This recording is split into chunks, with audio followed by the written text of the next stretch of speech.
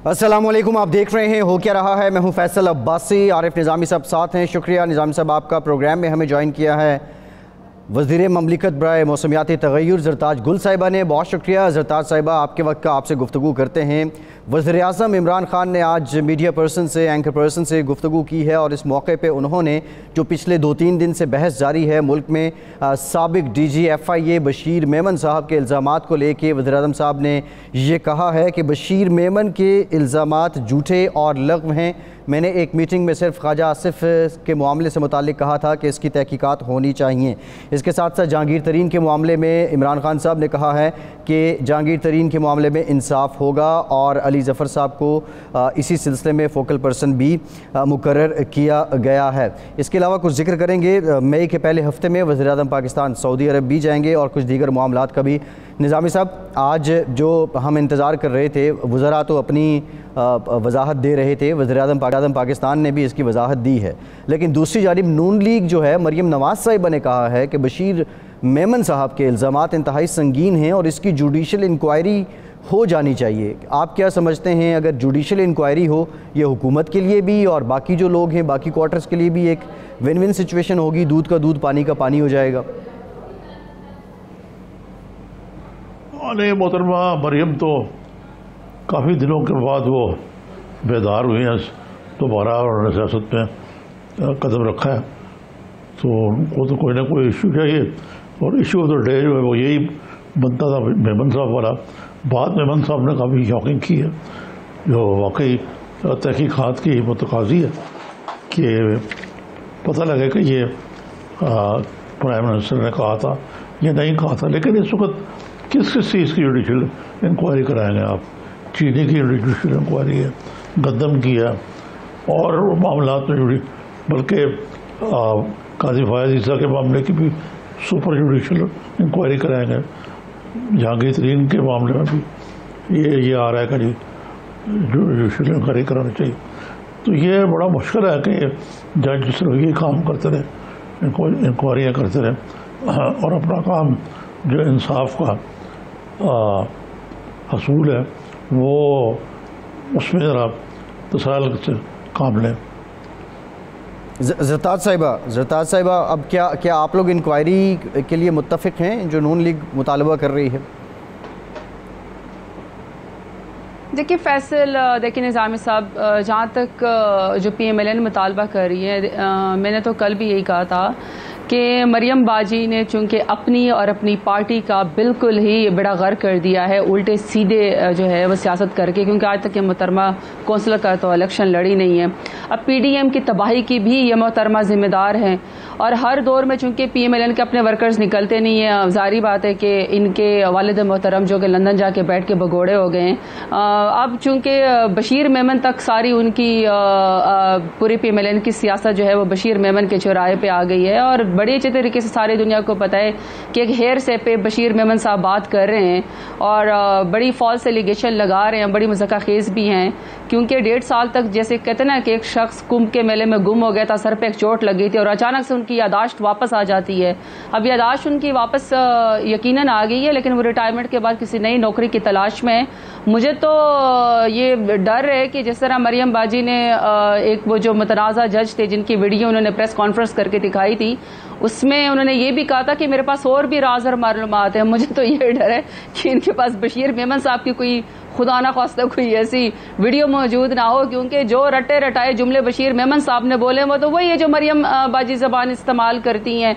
तो हो सकता है कि मरियम बाजी को बड़ी एक्सपेक्टेशन हो, उन्होंने काफ़ी बशीर मेमन साहब के ऊपर कुछ उन्होंने कोशिश की हो, लेकिन हेर से पे तो कुछ नहीं होने वाला। बेहतर तो ये है कि मरियम बाजी अपनी सियासत की तरफ और अपने वालिद मोहतरम को यहाँ वापस ले आए। हाँ, अगर किसी के हेर से के ऊपर बात करनी है, तो अगर हमने सीरियस लेना है तो फिर बेहतर तो ये है कि हम फिर जितने भी फॉरेन सेक्रेटरीज हैं जो फॉरेन अफेयर्स में मिनिस्ट्री में काम करते थे, उनके अपने स्टेटमेंट्स हैं, उनको फिर हम निकाल लेते हैं। उन्होंने कहा था कि हमें नवाज शरीफ के दौर में प्रॉपर ये इंस्ट्रक्शन थी कि नवाज शरीफ के दौर में इंडिया के खिलाफ कोई बात नहीं करनी है। उस चीज़ को हमें बड़े सीरियसली लेना चाहिए। तो फिर अगर इन्वेस्टिगेशन करनी है तो फिर वहाँ से शुरू कर लेते हैं। बाकी जहाँ तक बशीर मेमन साहब की बात है, ये तो पहले भी एक यूट्यूब चैनल पे कहानी दे चुके हैं, वहाँ से कोई उनकी खास पजीराई नहीं हुई। अब मरियम बाजी उनको सपोर्ट कर रही हैं, लेकिन गर्दान वही है जो मरियम बाजी बोल रही हैं, जो बशीर मेमन साहब के जो मुंह में बातें, गर्दान वही है। वो आप अल्फाज सिंक्रोनाइज करके देखें ना, तो वो जो ख्वाजा आसिफ से शुरू होती हैं, फिर ANP पे चली जाती हैं, आसिफ जरदारी पे चली जाती हैं, फिर शहबाज शरीफ, हमजा शहबाज, एहसन इकबाल, वो सारी गर्दान जो बेसिकली बशीर मेमन साहब ने बोली, वो तो मरियम बाजी की रटी रटाई लग रही है। जी लेकिन ये बात तो है ना अपनी जगह पे कि अगर प्राइम मिनिस्टर ने बात की है तो कि अगर फिर इसका मतलब है जो अपोजिशन इल्ज़ाम लगाती है कि इंतकामी कार्रवाइयाँ जो हैं प्राइम मिनिस्टर की अपने इंस्ट्रक्शन से होती हैं, उनमें को थोड़ा सा वज़न लगता है कि इस किस्म की हिकमत अमली को बुला के आप एक DIG को कह रहे हैं कि जी आप इसकी करें तहकीकात। दूसरा ये है कि ये जो शहजाद अकबर साहब हैं और फ़ारूक नसीम साहब हैं, ये भी तो बहुत बुरी तरीके से एक्सपोज हुए इस दौर में। ये इनकी शहजाद अकबर की कैटेगरी इनकी परफॉर्मेंस क्या है? नहीं, देखिए ना निज़ामी साहब, जहाँ तक उसकी बात है ना कि बशीर मेमन साहब फरमाते हैं कि उनको प्राइम मिनिस्टर ने बुलाया। Prime minister as a prime minister elected जो पाकिस्तान के सबसे बड़े हाई पोस्ट पे पोर्टफोलियो पे हों, वो अपनी कैपेसिटी में किसी को भी कॉल कर सकते हैं। और वो तो कैटेगोरिकली जब आज सब रिपोर्टर से मिले हैं या एंकर पर्सन से मिले हैं तो ख्वाजा आसिफ की बात की, और ख्वाजा आसिफ पे बिल्कुल लगना चाहिए कि एक मुल्क का आप फॉरेन मिनिस्टर भी रहे हों और आप इंटीरियर मिनिस्टर भी शायद रहे थे, तो उस ज़माने में आप दुबई की एक स्कीम में चौकीदार हो या चपड़ासी हो और आप वहाँ से तनख्वाह लें और आप किसी भी अपने मुल्क के रास्ते उगल ही सकते हैं। पता नहीं उन्होंने तो बड़ी लाखों जो है वो तनख्वाह बताई थी, जिसमें वो 5 साल वहाँ पे गई भी नहीं। अब पता नहीं ये कौन सी कंपनी होती है जो आपको पे करती है बगैर किसी काम के। तो बाद में उसके बाद उनका ये कहना कि मुझे फलाने शख्स का कि आप जी उनके ऊपर मुकदमे करें, तो क्या ये जो अलीम खान साहब पे मुकदमा हुआ है, सफ्तान खान पे मुकदमा हुआ है, हमारे अपनी पार्टी के रैंक्स पे मुकदमे में, तो क्या ये हमने उनको बुला के गए कि आप करें? मज़ाक़ खेज़ बात तो असल में इसलिए इसमें कोई वजन इसलिए नहीं है कि सारे के सारे जितने भी मुकदमे हैं वो हमारी दौरे हुकूमत से पहले के बने हुए हैं। तो फिर इन्होंने कौन से ऐसे कारनामे कर लिए और फिर 1.5 साल ये जो बिल्कुल चुप करके बैठे हुए, बस थोड़ी सी उनको कोई नई नौकरी चाहिए। बहरहाल मुश्किल है क्योंकि अब दुनिया को पता है कि सच्चाई इस तरह नहीं होती है। जहाँ तक आपने शहजाद अकबर की बात की है, देखें मैं तो यही कहूँगी कि एक शख्स है जो अपने काम में काबिल काम करता है, वो मुशीर है एहतसाब का, और वो बड़े अच्छे केसेस जो हैं वो उनके बारे में जो है वो फैक्ट्स एंड फिगर्स लेकर आते हैं। फॉर एग्जाम्पल मैं मरियम बाजी की बात करती हूँ कि अभी जो पिछली पेशी थी उसके ऊपर बेशक ये कोर्ट के ऊपर पथराव करती हैं, बेशक ये कोर्ट को मुलायन करती हैं, हमला आवर होती हैं और फिर बाकायदा जो है जत्थे लेकर जाती हैं, इनकी गाड़ियों में से पत्थर और लोग निकलते हैं जो बाकायदा कोर्ट के ऊपर हमले करते हैं, और ये इनकी जबान से भी तो वैसे कोई जज महफूज नहीं है। लेकिन ये शहजाद अकबर ही उनके बारे में फैक्ट्स एंड फिगर्स लेकर आए हैं। जो नैब ने उनसे पूछा है ना कि मरियम बीबी 1480 किनाल पे आपकी लाहौर के 3 मौजाजात में जमीन है, आप जरा बताना पसंद फरमाएंगे कि ये जमीन आपके पास कहां से है, इसके पैसे कहां से आए? क्या आप ये बताना पसंद फरमाएंगी कि चौधरी शुगर मिल में 1992 में आपके पास जो है इतने बड़े बड़े शेयर्स कहां से आए? उसका वो जवाब नहीं देती। फिर 3 फॉरेन नेशनल जो है, जिसमें एक सऊदी नेशनल है, एक दुबई का नेशनल है, अच्छा ज़रताज साहिबा, एक यूके का नेशनल है। इन्होंने जी ज़रताज साहिबा, ये जो आपकी पार्टी है, जो आप ये मौक़िफ़ बयान कर रही हैं, ये पाकिस्तान की अवाम को एक तरह से समझ लें ज़बानी याद है, बट एंड रिज़ल्ट ये है कि कन्विक्शन जो है वो कब होगी और मतलब आखिरी रिजॉर्ट जो रिलीफ का होता है वहाँ से कब ये जो आपका नैरेटिव है उसको सपोर्ट मिलेगी। ये बता दें, जो जहांगीर तरीन साहब का मामला है, प्राइम मिनिस्टर साहब ने कहा इसमें इंसाफ होगा। PDM ने बड़ी कोशिश की हुकूमत को कमज़ोर करे, किसी हद तक शायद किया भी, लेकिन ये ग्रुप जो आपके अपने ही दोस्त अहबाब हैं सामने आ गए हैं, अब इनडायरेक्टली डायरेक्टली हुकूमत माने या ना माने लेकिन कमज़ोरी तो है, तो इसका कब तक कोई हल निकाल लिया जाएगा? देखिए फैसल, हमारी पार्टी जो है प्राइम मिनिस्टर इमरान खान की जो 25 साल की स्ट्रगल है, जिसमें 23 साल हुकूमत से पहले और बाकी अब के 2-2.5 साल, वो पूरी हमारी बेस ही PTI की जो है वो एहतसाब के ऊपर खड़ी है कि प्राइम मिनिस्टर इमरान खान ने चूँकि खुद बाहर से पैसा कमा के जो पाकिस्तान लेकर आए उसकी मनी ट्रेल दी, हालांकि वो बाहर से पैसा कमा के पाकिस्तान लेकर आए थे। कहते हैं ना कि हक हलाल की कमाई तो रसीदें मिले जाती हैं। जब प्राइम मिनिस्टर इमरान खान ने अपने तमाम कोर्ट्स के अंदर अपने आप को सादिक अमीन सुप्रीम कोर्ट के अंदर जो है करार दिया है, सुप्रीम कोर्ट ने उनको करार दिया और वहीं से ही कन्विक्टेड हुए हैं नवाज शरीफ साहब, जिनको पनामा केस के बाद और इन सारे उसमें सिसिलियन माफिया कहा गया और उनको कहा गया कि आपने खियानत की और आपने मनी लॉन्ड्रिंग की है। वहां पे वो ताहयात उनके ऊपर पाबंदी भी लगी सियासत में कि वो अमीन नहीं है। वहां पे प्राइम मिनिस्टर इमरान खान का जो एहतसाब है वो सबके लिए, हमारी अपनी पार्टी के मिनिस्टर्स अलीम खान साहब पता नहीं 6 महीने से ज्यादा तो तहवील में रहे हैं, वो सजा भुगतते रहे हैं, वो अपनी पेशियां भुगताते रहे हैं और उसके बाद जब उन्होंने अपने इल्जामात क्लियर किए हैं वहां से वो वापस आए। सब्तैन खान को आप इसी तरीके से देख लें। हमारे जो वो है बाबर अवान साहब हैं, हमारे यहाँ किसी के लिए कोई एक्सक्यूज नहीं है, कोई कॉल नहीं है, चाहे वो पार्टी रैंक्स क्यों, क्योंकि एहतसाब नजर हुआ इसलिए नजर आना चाहिए कि कोई ये न कहे कि कानून की नजर में कोई बड़ा है या छोटा है। यही प्राइम मिनिस्टर इमरान खान ने जब शुगर कमीशन में जहांगीर खान तरीन की मिल का नाम आया, अब उसमें सिर्फ जहांगीर खान तरीन का तो नाम नहीं है, ये तो 29 बिलियन की सब्सिडी से बात हुई है जिसमें हमने सिर्फ 3 बिलियन की दी है, बाकी सारी की सारी 27 बिलियन PMLN और पीपल्स पार्टी ने दी है। तो मिले तो शरीफ बरादरान की और जरदारी की है, हमारी तो नहीं है।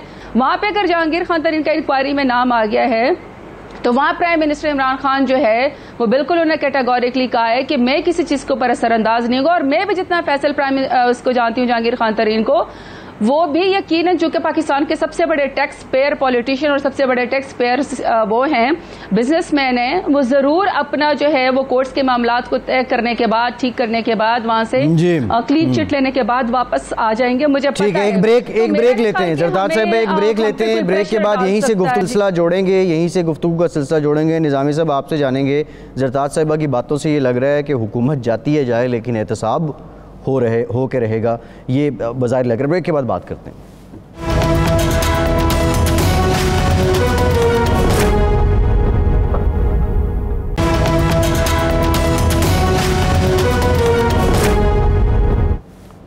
ब्रेक के बाद एक बार फिर से आपको खुशामदीद कहेंगे। निज़ामी साहब, हुकूमत जो है वो सियासत से बनती है, सियासत करते हैं लोग, फिर जीतते हैं, फिर हुकूमत में आते हैं। अभी ये जो जरदाद साहिबा बात कर रही हैं, जिस तरह आप क्या समझते हैं, अभी PTI इस बात पे मुत्तफ़िक़ है कि इक़्तिदार जाता है जाए, हुकूमत जाती है जाए, एहतसाब हो के रहेगा?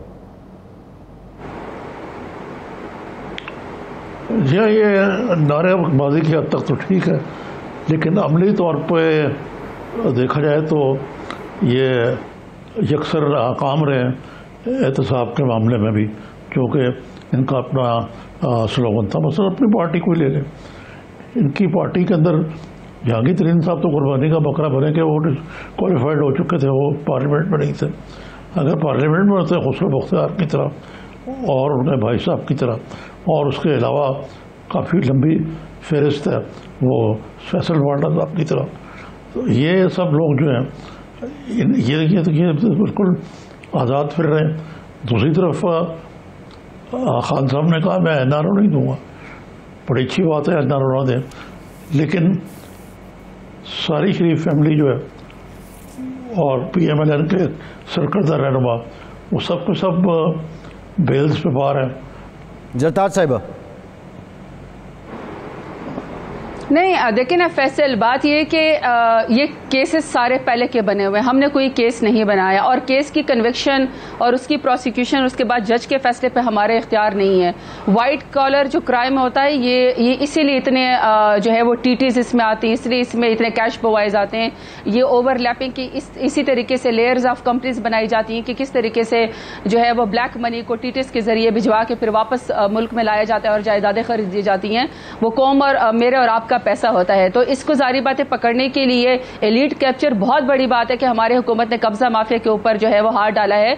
बाकी पिछली हुकूमतें तो इसलिए नाकाम रही कि वो तो खुद कब्जा माफिया थी, वो तो खुद रसागीर थे, वो तो खुद बदमाश थे, उनकी तो सफर में वही लोग थे। हमारा तो बड़ा देखिए 3 साल हमारी हुकूमत को होने को है। प्राइम मिनिस्टर इमरान खान से लेकर उनकी काबीना और उनके वज़रा और उनके मशीर और फिर उनके जो MPAs और MNAs CM से कोई एक बता दे कि हमारे ऊपर कोई जो है मनी स्कैंडल हो, कन्विक्शन रेट के ऊपर बात की जा सकती है, नैब के कोर्ट्स को बात की जा सकती है कि किसको पहले अरेस्ट कर लेते हैं या बाद में अरेस्ट कर लेते हैं, लेकिन इसका यह मतलब तो नहीं है कि हम एहतसाब के अमल को रोक लें। हम किसी चीज से प्रेशराइज नहीं होते, हमारा एहतसाब का अमल जारी रहेगा और वो नजर हुआ आता हुआ भी नजर आता है। अगर आप देखें तो किसी भी हुकूमत में अगर जहांगीर खान तरीन जैसा बेहतरीन दोस्त प्राइम मिनिस्टर इमरान खान अगर किसी और का हो तो वो कभी भी उनका एहतसाब न होने दें, मगर हमारे यहाँ हर कोई जवाबदेह है, हमारे यहाँ कोई भी कानून से ऊपर नहीं है। तो बहरहाल मैं समझती हूँ कि मुल्क के अंदर ये जो केसेस है, ये जो अगर हम इसको तमाम में लपेट लेंगे तो ये लपेट इसलिए नहीं सकते हैं कि अब शहबाज शरीफ की जहां तक बात है, शहबाज शरीफ ने तो हिसाब देना है ना कि 1990 में 21 लाख की जब उनके पास टोटल खानदान की प्रॉपर्टी थी तो वो इसमें 2018 में जब वो खादिम आला यहां से हमारे से शिकस्त खा के गए तो वो 7 अरब से ज्यादा कैसी हो गई। मनी ट्रेल जिससे जवाब दें तो वो जवाब नहीं देते हैं। फिर इसी तरीके से अगर उनसे पूछते हैं कि आपके सोर्स ऑफ इनकम क्या है और 350 के करीब ज़रताज साहिबा बुनियादी तौर पे तो पैसे कहाँ से आए हैं? ठीक है ज़रताज साहिबा, ये जो निज़ामी साहब, मैं ज़रताज साहिबा आपकी तरफ आता हूँ। निज़ामी साहब, बुनियादी तौर पे शायद जो आप बात करना चाह रहे थे वो ये था कि इल्ज़ाम तो लगते हैं लेकिन प्रोसिक्यूशन भी तो इल्ज़ाम लगाने वालों की ज़िम्मेदारी बनती है। और ये जो अदलिया का जिक्र कर रही है मोहतरमा, तो अगर प्रोसिक्यूशन इल्ज़ामात के अकॉर्डिंग हो और स्ट्रांग हो तो अदलिया क्यों इन लोगों को निज़ामी साहब बेल पे कर दे या इनको बरी कर दे? और यहाँ आप दुरुस्त फरमा रहे हैं।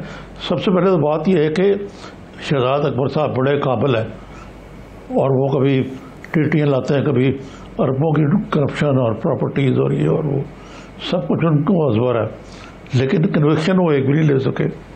तो उसमें क्या मुझे बताइए कि इन्होंने क्या खोया और क्या पाया, ये महज ज़बानी खर्च है।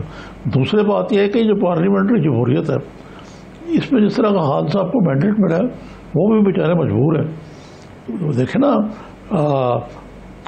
जहांगीर तरीन साहब के साथ करप्शन की बेसिस पे नहीं, वसूली बेसिस पे 40 से 50 लोग आ गए। देखा जाए तो जहांगीर तरीन साहब अच्छा है तो उनकी हुकूमत जब मर्जी गिरा सकते हैं, थ्योरेटिकली और टेक्निकली तो देखा जाए तो ये हुकूमत तो कमज़ोर है बड़ी सख्त, और इसके पहले कुछ है ही नहीं कि ये एहतसाब कर सके या कोई ऐसी चीज़ कर सके जो असूली तौर पर दुरुस्त हो। यू टर्न जो है वो लिए जा रहे हैं और जो हालात हैं मुल्क के वो बद से बदतर होते जा रहे हैं। जी ज़रताज साहिबा, एक बहुत ज़्यादा जो परसेप्शन है कि क्या आप जो मौजूदा हुकूमत है वो अपने ही दोस्तों के हाथों समहाउ ब्लैकमेल भी हो जाती है, तो अभी कितनी ताकत है आपके पास कि आप दोस्त हो या मुखालिफ हो आप उनका एहतसाब कर सकेंगे? ताकत कितनी है आपके पास? बज़ाहिर तो हुकूमत कमज़ोर है।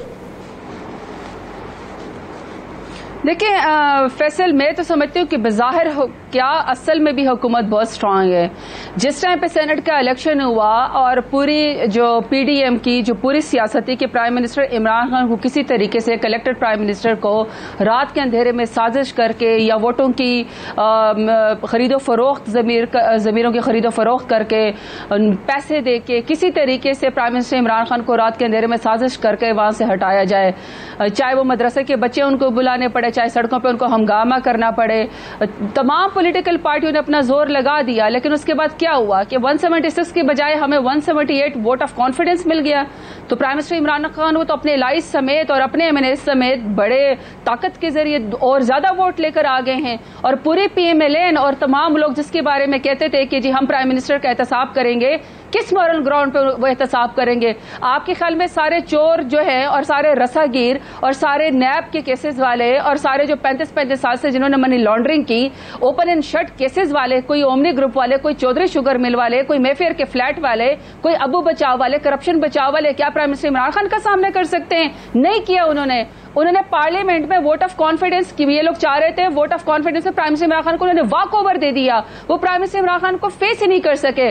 तो प्राइम मिनिस्टर इमरान खान के पास तो इंतहाई मॉरल अथॉरिटी है और डेमोक्रेसी मॉरल अथॉरिटी के ऊपर ही चलती है। ऐसा नहीं होता कि अगर आपके ऊपर केसेस आए तो आप कहें कि जी हम जजेस को ही नहीं मानते, या बुक से अंदर जजेस बैठे हुए हैं, या फिर आप उनको टेलीफोन कॉल करके जो है उनके फैसले कराएं, या आप उनको जजों से कहें कि हम आपके और आपके बच्चों के ऊपर जमीन तब कर देंगे, या आप कहेंगे जी हम लोहे के चने हमें दबाऊंगे तो हमारे दांत टूट जाएंगे।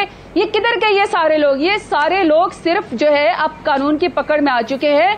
नैब की कारकर्दगी बहुत बेहतर है, आप उसके प्रोसेस और चीजों को चेंज कर सकते हैं। आधे पकड़े जाने के बाद बाहर भी आ चुके हैं कि आप हमारे साथ रिफॉर्म्स करें। ये पकड़े जाने के बाद बाहर भी आ चुके हैं। बहुत शुक्रिया। जमानत के ऊपर हमारा इख्तियार नहीं है, कोर्ट के ऊपर हमारा इख्तियार नहीं है। कोर्ट की अपना एक जुडिशल जो तरीका है उसमें हम दखल देते ही नहीं, हम किसी को टेलीफोन नहीं करते। जो कोर्ट बेहतर समझती है, हमारा काम है केसेस के आगे प्रोसीडिंग करना। जी ठीक है, ठीक है ज़रताज साहिबा, बहुत शुक्रिया, बहुत शुक्रिया। ज़रताज हमारे साथ मौजूद थी और ये अपनी पार्टी का मौका भी बयान कर रही थी। Again and results matter, prosecutions matter, court पे तो इख्तियार किसी का नहीं होता। एक ब्रेक के बाद मजीद बात करते हैं।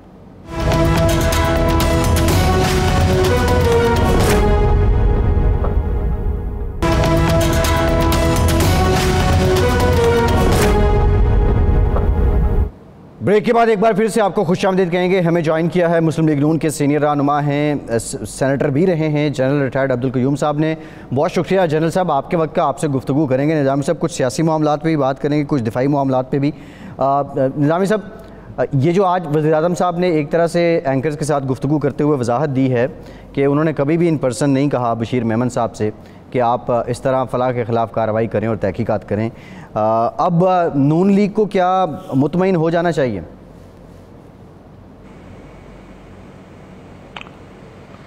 जी, नून लीग तो मुतमईन नहीं होगी, पॉलिटिकल इशू है बन गया और वो इसको ज़रूर हैमर करेंगे। और वो कोई खान साहब को पोलिटिकल डैमेज नहीं होते मेरे ख्याल के, इतने ज़्यादा वो डिफेंसिव क्यों होंगे। ये तो सबको बताया गया खान साहब की ऑब्सेशन है विक्टिमाइज करना अपोजिशन को, चाहे वो बिलखुसूस जो PMLN है और उसको तो ख़ास तौर पे, और पीपल्स पार्टी उसके बाद। लेकिन दिलचस्प बात यह है कि आजकल कुछ थोड़ा सा ठहराव आया हुआ है, कुछ था लगता है कम अज़ कम PMLN और इनके दरमियान, हुकूमत के दरमियान बेले वेले भी हो गई हैं। अब लोग बाहर भी आ गए हैं, थोड़ा सा मामला जो वो डिफ्यूज़ हो गया। तो इस मौके पे खान साहब की ओवरऑल स्ट्रेटजी है, उसमें ये बशीर अहमद साहब का जो ये क्या कहना चाहिए दावा या इंकशाफ जो है ये फिट नहीं करता। जी जनरल साहब, देखिए बात यह है कि बशीर मेमन एक बहुत ही एक आम अहदे पे मौजूदा हुकूमत के दौर में वो रहे हैं और वो सिटिंग गवर्नमेंट के ख़िलाफ़ अपनी बात कर रहे हैं और वो बता रहे हैं और उसमें वो इम्प्लिकेट कर रहे हैं प्राइम मिनिस्टर को भी, लॉ मिनिस्टर को भी और इनका जो नैब का एडवाइज़र वगैरह हैं उनको भी। तो ये एक गैर मामूली सूरत हाल है। दैट मीन्स के ये कोई ऐसी बात नहीं, उनको भी पता है एक बंदा जो DGFIA रहा हो वो कोई नॉर्मल कारपोरल या हेड मुहर्रिर तो है नहीं, ही अंडरस्टैंड्स द इम्प्लीकेशंस। तो वो अगर ये कह रहा है, और दूसरा सर देखें हुकूमत की अपनी रेपुटेशन भी तो यही है ना। आप ये देखें, आपने खुद निज़ामी साहब ने कहा कि जी इन्होंने मतलब नून उनके निशाने पे है, तो एनवल पे वही पार्टी है जो उनके इक़्तिदार के लिए ख़तरा है, क्योंकि ये गवर्नमेंट इन वेटिंग है और इन्होंने ही इनका मुकाबला करना है, इनकी बाई इलेक्शनों में शिकस्त दे रहे हैं, तो आगे पीछे। तो देयरफॉर ये एहतसाब जो है ये सिलेक्टिव एहतसाब है ना। और उन्होंने खुद एडमिट किया है कि मैंने उसको कहा है कि ये ख्वाजा आसिफ के खिलाफ तहकीक करो। मतलब ये प्राइम मिनिस्टर का क्या, वो तहकीक करने वाले अदारे अपने तौर के ऊपर वो सिर्फ नून और नून में ये चंद इंपॉर्टेंट लीडर्स का आप नाम लेके खुद एडमिट कर रहे हैं। पूरा पाकिस्तान में 22 करोड़ लोग हैं, पॉलिटिशियंस भी बहुत हैं, पार्टियां भी पता नहीं दर्जन से ज्यादा है, आपकी अपनी पार्टी में भी लोग हैं, तो जरूर अक्रॉस द बोर्ड एहतसाब पे किसी का एतराज नहीं है। लेकिन जब आप चुन चुन के बताएंगे कि ये फलाने के खिलाफ जरूर करो, आपका ख्वाजा आसिफ का नाम लेने की क्या जरूरत है? वो पार्लिमानी लीडर है मुस्लिम लीग नून का, उधर है, अगर कोई उसके खिलाफ चीज है तो वो ये अदारे खुद पिक करेंगे। बल्कि आपको तो ये कहना चाहिए कि देखिए किसी से ज्यादती ना हो, मैं कुर्सी में हूं, इसके अंदर मैं चीफ एग्जेक्टिव हूं और मैं अल्लाह को जवाबदेह हूं। कोई बंदा जो मुजरम है वो छूटे ना, लेकिन गैर ज़रूरी। और अगर आप ये कहते हैं कि उनको पकड़ो, चूंकि देखो सऊदी शहजादा जो है जिसको मर्जी पकड़ लेता है, वो ये बातें कर रहे हैं। और इसी तरह शहजाद अकबर साहब हों या लॉ मिनिस्टर हों, इनकी एक्सप्लेनेशन अपनी जगह है। द पॉइंट इज घोड़ा भी हाजिर है, मैदान भी हाजिर है। आप वो अपने तौर पे सू करें और आई एम श्योर वो ही अंडरस्टैंड्स द इम्प्लीकेशंस और वो इसका जवाब देंगे। तो इसलिए कोई था नहीं है नून और हुकूमत में, I can assure you, because हुकूमत तो कभी भी नून को किसी तरह से भी कोई स्पेस देने को तैयार नहीं होगी। ये नून की जो स्पेस है इसको सिर्फ एक ही जगह से मिल सकती है और वो है पब्लिक की पजीराई। पब्लिक की निगाहों में अगर उनका कोई इमेज है कि जी ये डिलीवर कर सकते हैं, इन्होंने किया है और आइंदा भी इनके पास ऐसी टीम है जो मुल्क को मुश्किल तरीन हालात निकाल सकती है, तो that is what will give them. Nizami साहब जनरल साहब ये बताइए कि इंडिया और पाकिस्तान की कोई था हुआ और DG-MOS की मीटिंग हुई हो, बड़ी कामयाब रही और वैसे भी बड़ी गुडविल का आधार कम से कम पाकिस्तान की तरफ से किया जा। लेकिन शाह महमूद कुरैशी साहब बड़े भरम है कि बैक चैनल डिप्लोमेसी नहीं हो रही, ये सब झूठ है और ये हुआ है, कुछ नहीं हो रहा। तो ग्राउंड रियलिटीज़ तो थोड़ी सी मुख्तलिफ है। और मैं ये पूछना चाहूँगा आपसे कि आपकी हुकूमत ने भी एक कोशिश की थी, उनको तो बड़ा मतून किया गया था अपोजिशन की तरफ से और स्टेक होल्डर्स की तरफ से भी। तो अब की सिचुएशन में और उस वक्त की सिचुएशन में क्या फ़र्क है? देखिए निज़ामी साहब, बुनियादी तौर पे स्टेट्स पर्सन जो है ना, जो मुल्क के मुदब्बर लीडर होते हैं, वो ये समझते हैं कि हमारा मिशन तो ये है कि हमने कश्मीर को आज़ाद कराना है, उनको राइट ऑफ सेल्फ डिटर्मिनेशन दिलाना है। ये तो ब्रॉडर पॉलिसी और हमारा नेशनल इंटरेस्ट में है, लेकिन इसकी स्ट्रैटेजी मुख्तलिफ हो सकती है। नून की हुकूमत खसूसन नवाज शरीफ साहब की क़यादत में ये समझती थी कि आप ताल्लुकात को बेटर करके, लिंकेजेस को बढ़ा के, इकोनॉमिक डिपेंडेंस वगैरह करके, वो इनकी इन्वेस्टमेंट करके, स्टेक होल्डर बना के, तो शायद आप उसको बेटर कर सकते हैं। तो दैट इज़ वाई वो एक अप्रोच लेते थे। एक अप्रोच ये थी कि नहीं, हमने इनके साथ बिल्कुल जब तक ये नहीं करते कुछ भी नहीं करना। तो मेरे ख्याल में नून पे इल्ज़ाम यही लगता था कि आप मिलते क्यों हैं, मोदी इधर क्यों आया, आप वाजपेयी से क्यों मिले, आप मोदी को उधर जाके क्यों मिले, हालांकि इमरान खान साहब भी वहाँ मिले थे। अभी भी ये जो बैकडोर डिप्लोमेसी है, आई थिंक कि this is not a bad thing. अगर आप मुल्कों के दरमियान जो मसाइल हैं उनको हल करने में एक तरीका अख्तियार कर सकते हैं, at the end of the day आप कश्मीर पे कंप्रोमाइज़ ना करें और अपने इंटरेस्ट पे कंप्रोमाइज़ ना करें, लेकिन बातों को आगे ले जाएं, तो उसमें हर्ज नहीं है। अभी जो आपको पता है चीफ ऑफ आर्मी स्टाफ गए थे UAE में, और ये दुबई और UAE के थ्रू ये बातचीत चली और फिर ये कुछ DG-MOS के लेवल की आपस में बात हुई और ये हुई। लेकिन प्राइम मिनिस्टर ने भी कहा, और ये बड़ी अच्छी बात है कि उन्होंने कहा कि हम कश्मीर पे कंप्रोमाइज़ नहीं करेंगे। लेकिन चूंकि इन्होंने पहले ये कहा हुआ था ना कि 370 वो जो उन्होंने एब्रोगेट किया 35A, जब तक कि उसके ऊपर से वो पीछे नहीं हटते, हम इनसे कोई बातचीत नहीं करने को तैयार। तो ये उनके सामने एक वो पोजीशन आती है और ये बात स्टैंड बड़ा ठीक है। मेरा सवाल आपसे बड़ा ओरिजिनल यही था कि बैक चैनल डिप्लोमेसी चल रही है या नहीं चल रही? जब देखिए, मैं तो निज़ामी साहब आपको ये कैटेगरिकली नहीं बता सकता कि चल रही है या नहीं चल रही है, लेकिन ये जो कुछ हो रहा है, ये लगता, मैं आई एग्री विद यू कि ये ऐसे नहीं हो सकता कि ऑल ऑफ ए सडन आपकी लाइन ऑफ कंट्रोल पे इतनी सीरियस वायलेशंस हो रही हों तो फिर DG-MO की बात हो और आप फायर को रीइंफोर्स कर लें, और जो है सेकेंडली आपको मैसेज आ जाए गुडविल का मोदी की तरफ से और आप अपने तौर पे मैसेजेस शुरू कर दें, तो इसका मतलब है कहीं तो ये बात चल रही है कि इस चीज़ को ठंडा किया जाए। मैं I agree with you, but मुझे ऑथेंटिक मेरे पास इंफॉर्मेशन नहीं है। जी। अच्छा जनरल साहब, ये जो आपने कहा कि पसे पर्दा कुछ बातचीत चल रही है, कुछ ना कुछ हो रहा है, आपको ये लग रहा है। अभी जो कोरोना की वबा है और इंडिया में बड़ी तबाही उसने फैलाई है, और जिस तरह पाकिस्तानी कौम ने, पाकिस्तानी हुकूमत ने एक जेस्चर दिया है, उसकी पजीराई भी मिली है। इवन तो इंडियन चैनल्स अब ये कह रहे हैं कि अमेरिका जो बहुत दोस्ती के दावे बढ़ाता था, पींगे बढ़ाता था, वो पीछे हट गया और पाकिस्तान साथ आ गया।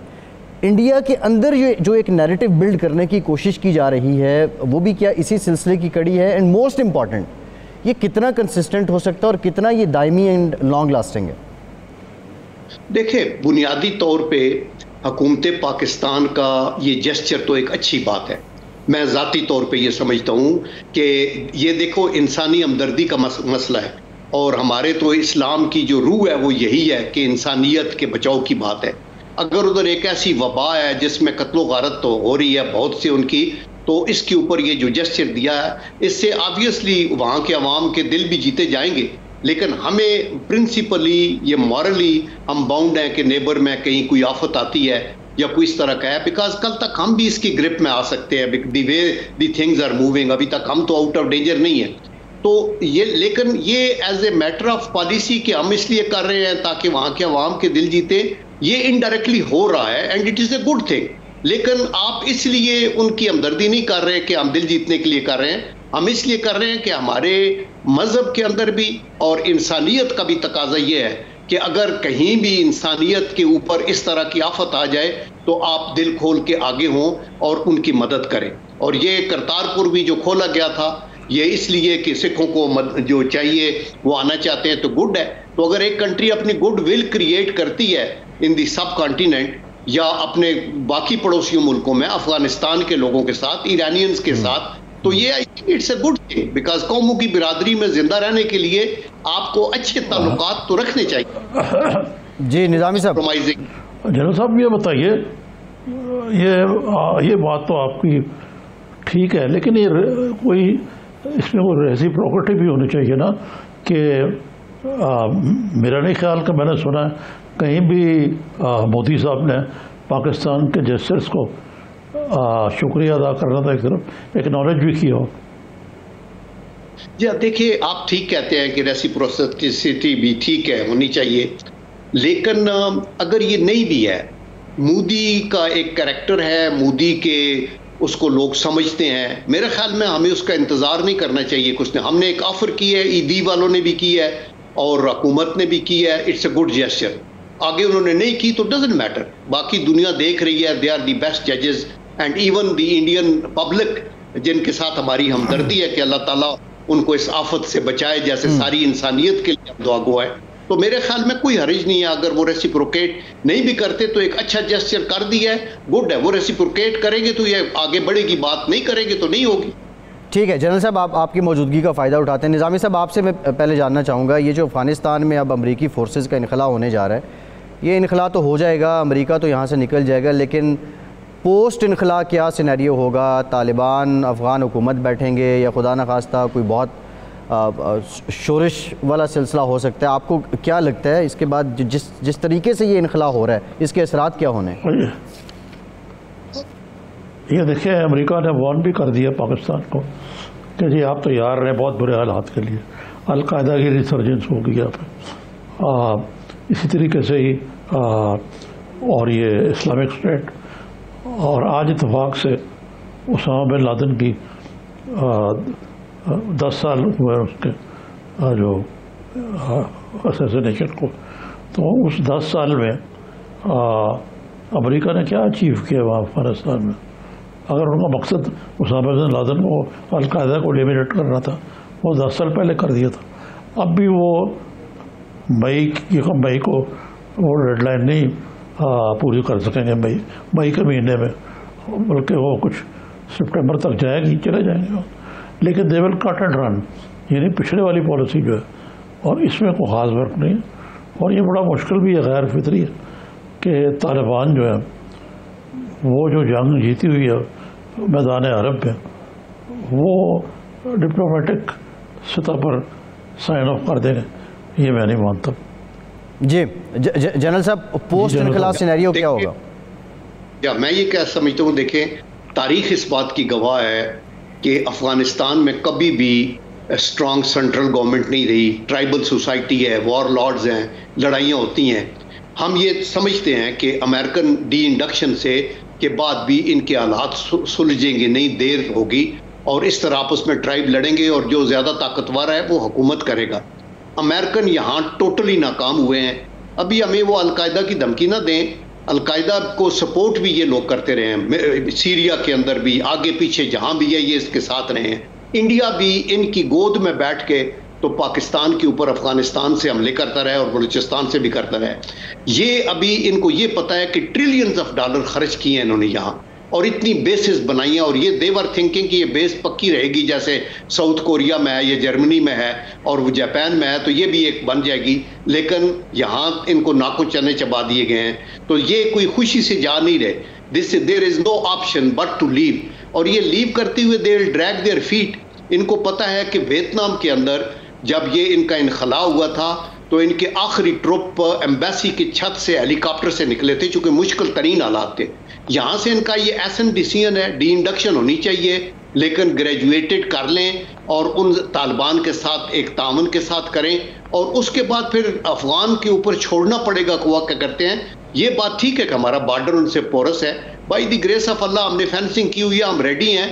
ये एक तो मिलिटरीली भी एंड सेकेंडली डिप्लोमेटिकली भी हमें चाहिए कि हुकूमत को प्रोएक्टिव रहें और सब ट्राइब्स के साथ अच्छे ताल्लुकात रखें, और अफगानिस्तान के अंदर हम धड़ों की सियासत ना करें, बल्कि हम ये कहें कि हम अफगानिस्तान में जो हुकूमत आएगी हम उसको एक्सेप्ट करते हैं, और हमारे पास 3 मिलियन अफगान रिफ्यूजीज हैं, हम इनको मदद दे सकते हैं। ये लैंड लॉक्ड कंट्री है, उनका सारी एग्जिट और एंट्री वगैरह पाकिस्तान से है, और पाकिस्तान के दरवाजे खुले हैं अपने पश्तून भाइयों के लिए।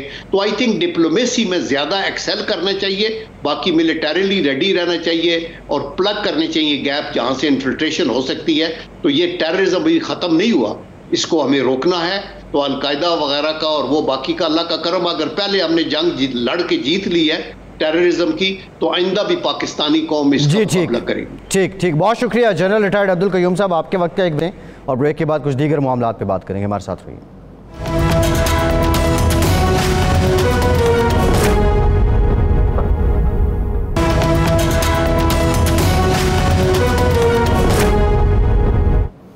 ब्रेक के बाद एक बार फिर से प्रोग्राम में आपका खैर मकदम करते हैं। निज़ामी साहब, एक और इत्तला सामने आई कि वज़ीर-ए-आज़म पाकिस्तान इमरान खान साहब मई के पहले हफ्ते में सऊदी अरब जा रहे हैं, और जो सऊदी वली अहद हैं मोहम्मद बिन सलमान, उनसे मुलाकात भी करेंगे। ये दौरा इन सब हालात में, जब ख़ित्ते में जब पाकिस्तान और भारत के हालात और मामलात नॉर्मलाइज होने की कोशिशें की जा रही हैं, तो ये दौरा, इसकी अहमियत क्या है? इसकी अहमियत जो है, ये ख़ित्ते में बड़ी तब्दीलियाँ आ रही हैं। एक तो देखे ना कि इसराइल के इनिशिएटिव पे, अमेरिका के इनिशिएटिव पे, इलेक्शन से पहले ही, अमेरिकी इलेक्शन से पहले ही, यानी यूएई और अक्सर जो बड़े अरब ममालिक हैं उन्होंने इसराइल से डिप्लोमेटिक रिलेशन कायम कर लिए, और ये एक बहुत बड़ी डेवलपमेंट थी। और मुल्कों को भी जोर दिया जा रहा है मुसलमान में। पाकिस्तान ने तो दो टोक तरतीब की है, ऐसा नहीं करेगा। लेकिन इसके साथ साथ एक और जो डेवलपमेंट है वो ये है कि मोहम्मद बिन सलमान जो प्रिंस, उन्होंने ये दो टोक तस्लीम किया कि ईरान से अब वो बैक चैनल के लॉस इस्तेमाल नहीं करना चाहता मैं, कुरैशी साहब नाराज़ हो जाएंगे। ईरान से उनके मुज़ाकरात चल रहे, और थ्रू ये गुड ऑफिस ऑफ इराक, जिसके तहत ईरान और सऊदी अरबिया में बहुत पुरानी लड़ाई है अरब अजम की, और ये जो सऊदी अरब है ये थोड़ा सा मजबूर हुआ है, क्योंकि अब वो बात नहीं रही सऊदी अरबिया की जो इनके होते हुए थी, ट्रंप के होते हुए, कि वो जो अब ईरान के न्यूक्लियर डील के मामले में मुज़ाकरात जो है दोबारा शुरू हो गए हैं, और ये भी किसी न किसी मुस्बत नतीजे पर पहुँचे हैं। तो पाकिस्तान ने सरद में रहना, तलक़ात हमारे रहे इनसे गर्म जोशी नहीं है, सरद में रहना था मतलब, लेकिन बस कूल टाइप के। ये अच्छा ही हुआ कि कुरैशी साहब अभी हाल ही में चक्कर लगा के आया हुआ। इसकी ज़रूरत है कि पाकिस्तान इस मामले में जो अपना रोल अदा कर सकता है वो करे, क्योंकि हम तो अरबों में शामिल हैं ना अजों में शामिल हैं, हम मुसलमान हैं, और दोनों मुल्कों से अच्छे तल्लुकात हमारे हक़ में हैं। जी अच्छा निज़ामी साहब, आपने ईरान और सऊदी अरब के मुज़ाकरात से मुतालिक बात की है कि बैकडोर उनके सिलसिले चल रहे हैं। अभी हालिया जो चीन और ईरान का मुआहिदा था तकरीबन $400 अरब का, अगर फिगर मैं सही कोट कर रहा हूँ, लेकिन एक बिग मैसिव था जो सरमायाकारी करनी है चीन ने ईरान में। और फिर जो एक इम्प्रेशन ये भी है कि अगली जो 10-15 साल हैं वर्ल्ड ऑर्डर चेंज हो सकता है, शिफ्ट हो सकता है, पावर कॉरिडोर्स बदल सकते हैं। उस सिलसिले में भी अब सऊदी अरब चाहता है कि जो मामलात ईरान के साथ हैं उनको बेहतर किया जाए। यकीनन देखें, ये ईरान और चीन जो है ना, ये मुस्तकबिल की मुस्तकबिल करीब की है फोर्सेज है। अमरीका जो है वो सुपर पावर तो होगा, लेकिन एक सेकंड रेट बल्कि थर्ड रेट पावर बनता जा रहा है। आपने हाल ही में देखा ये जो कोविड से किस तरह उन्होंने निपटा और बाकी मामलात में भी जो सूरत हाल हुआ, तो ये इस लिहाज से इनका आपस में तालमेल जो है वो समझ आता है। और पाकिस्तान सीपे के हवाले से is on the right side of history देखा जाए तो। लेकिन सिर्फ बात यह है कि हम अमेरिका से बहुत डरते हैं, नीचे लगे रहते हैं उनके, और इसका हमें यकीनन नुकसान है। जी अच्छा निज़ामी साहब, कुछ ज़रा अपनी डोमेस्टिक जो हमारे घर के इश्यूज़ हैं उन पे बात कर लेते हैं। मौलाना फजलुर रहमान साहब ने कहा है कि पीपल्स पार्टी वापसी की ख्वाहिशमंद है, दरवाजे खुलें, वजाहत मांगी है, वजाहत दें, वापस आ जाएं। क्या होगा, क्या निकलेगा? ये मरियम साहिबा का ये कह देना एक तरह से, ये तो पीडीएम के सारे बयानिए कि उसी दिन एक तरह से मौत थी पीडीएम के बयानिए की कि हुकूमत को अपने 5 साल पूरे करने चाहिए। तो अब ये क्या करेंगे नून लीग वाले और जेयूआई फे वाले? अब कहीं मुस्तकबिल में ये आपस में तो गुत्थम गुत्था नहीं होने जा रहे? देखें जी, हुकूमत को 5 साल पूरे करने वाली बात जो है उसमें वजन है मरियम साहबा की।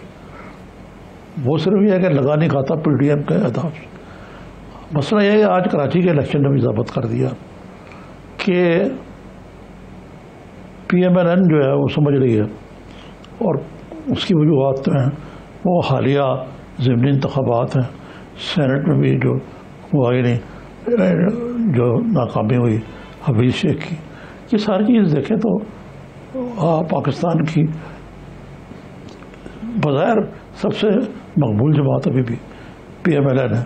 वो सोचते हैं हमारे पास ये ब्लैंक चेक है, इसको हम कैश कराएंगे इलेक्शन के मौके पे, पहले गड़बड़ और जो कॉन्फिडेंस और ये और वो, ये हमें सूट नहीं करता।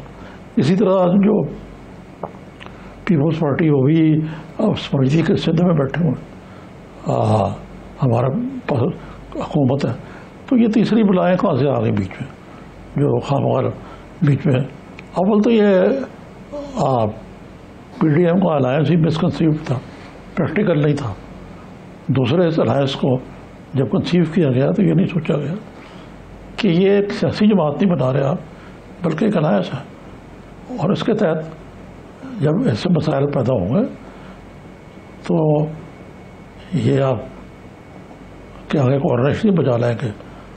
क्योंकि फिर इस चीज़ को अंडर एस्टिमेट किया गया कि पीपल्स पार्टी और एम के जो पुरानी